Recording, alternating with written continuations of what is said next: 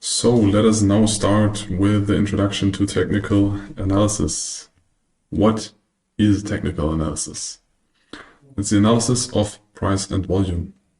Either you look at the volume in a volume profile or the footprint chart or the order book, and you just look at the historic prices. Doesn't matter if it's a candlestick chart, a line chart, any different candlestick you want to choose, or different art the candle or price is displayed. You can also use a heat map. It's also technical analysis.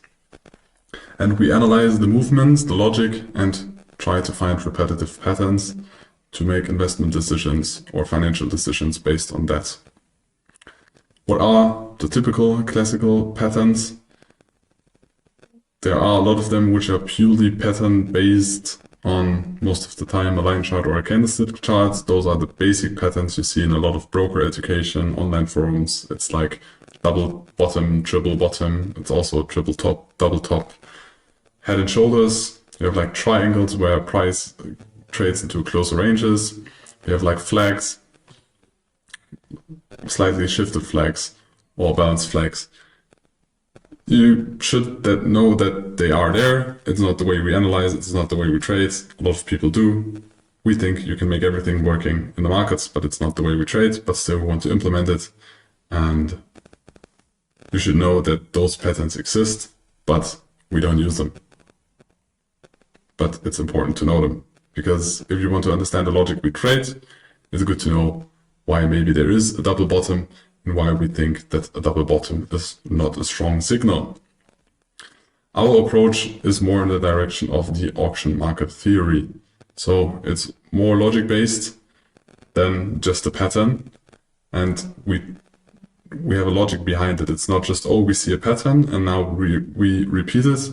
We have a logic behind the way we analyze. Of course, part of this is also patterns, either in the order book, in the footprint chart, or with candlesticks, but it's not the typical patterns you know or that I just mentioned. So if you ever heard of auction market theory, this is kind of the direction our strategy is more into direction. So after 20 years of trading, or Tom trading, and the combination of the trading experience of the team is way more, but he has the longest experience, and the more the team grew, the more we added or adapted things. We build our operational models around this theory, and you will learn those in the next models with specific strategies as well. So the auction market theory is an advanced or modernized form of the Wyckoff logic, and it strives to follow the big money. So the base of the logic is there are big market participants that have way more impact on the markets than we do. We just follow them and we analyze their behavior based on volume and price. So it's all about balance and imbalance. Here we have two examples. So we have an accumulation, which is the blue box.